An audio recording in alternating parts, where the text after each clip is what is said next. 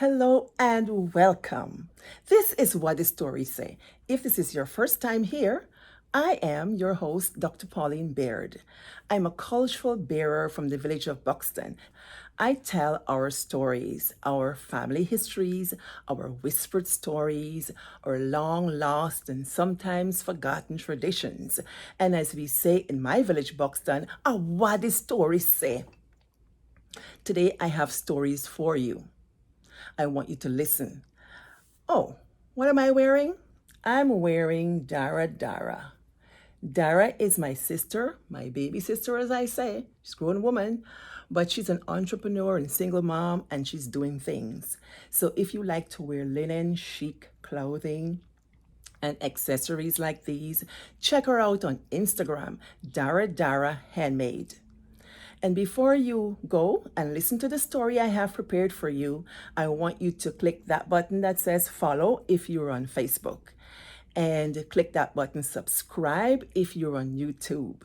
Let's share the love. Share this thing like food. Like, comment. Thank you very much and listen. Today I feature a teacher. My teacher from high school, teacher Phenella Abrams. She's a consummate educator. She taught me first at Buxton Government Secondary School, and then she went on to Bladen Hall Multilateral School. In her career, which I think is a teaching career for its entirety, she has done lots of work with students in the village, as well as in Botswana, where she taught for many years. I sat down with teacher Phenella in August 2017, asking her about life in the village. And she told me about her teacher, about her childhood, and about how people raised children in the village. Teacher Phenella, I wish you long life and continued success and keep teaching. So, have a listen.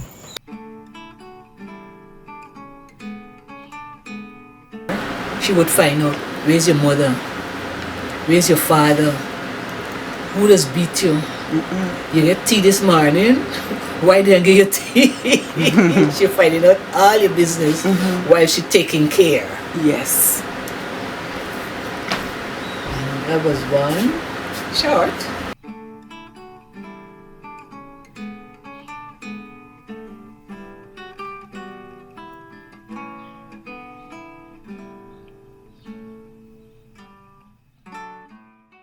Yes. Another one is, we used to play catcher. Yes. And this day, it was Christmas time, and we always dressing up the house nice for Christmas time, even before Christmas really. And Jiley and I decide, after she couldn't catch me in the yard, I didn't want her to catch me in the yard, so I decided to go over by Sister Julie, cousin, the neighbor house, Sister Gar house. And I decided to run in Sister Gar house. And Sister Gar and Jiley chasing me in Sister Gar house. And in those days, your house used to get so much space because people used to get plenty furniture, And just next to the door, Sister Gar had a coffee table with plenty, what you used to call them, sugar bowls, with plenty bowls and this thing. And so when I pushed the door in Sister Gar's house, knocked down the lady table. Oh my gosh. And my father did not forget me. Okay. He tell me, we house big enough for running. So I had no right going in the lady house to run and break up shit things. So I get a good licking. Fine cut tail. Okay. For running in the lady house and breaking up shit thing. Yeah. What's the other one I thought about? Well, that one was to... That was about playing in school days, and the first one was like teachers, how they shape care. So with those two stories, what kind of, looking back on them, reflecting on them, what do you think is... Well, your takeaway is you need to find the right place to play. You shouldn't go in people's place to play. Play outside actually, rather than in-house. Yeah. And the first one with Teacher Olive was just how caring teachers could used to be. And at the same time, how much they wanted to get in your business. Okay, so there was a Into the dual family role. business. There was dual purpose for Yes. for teachers. They could be like that. Caring, But yes. yeah, caring. And Thanks, Teacher Cherry. in your estimation, this caring that teachers had, how important is that or not? When you look at It is important. in for the community or not, or the child's life. For me, it's just that they were interested in your welfare. Fear. Not only your academic welfare, but also your social welfare. So they used to ask you questions, although they were kind of personal. So they're get breaching into your privacy. business. Yes. But still, they wanted to ensure that you were well taken care of. Have you had a breakfast? Or else you couldn't learn in school. Yes, right. So that care sort of like leaks over into the whole person welfare of the whole person, even from childhood. I'm glad you brought it up because I tend to look at our other mothers, and in villages we have women who are not our biological mothers, but they're other mothers, and they're in school, and people like Gigi Julie would have been an other mother, and not only an other mother of one time, she spanned generations. She taught you, your mother, your auntie, your sister. So this woman somewhat get a living history of each child and the entire generation. And I find that is what it takes to make a village. Yeah.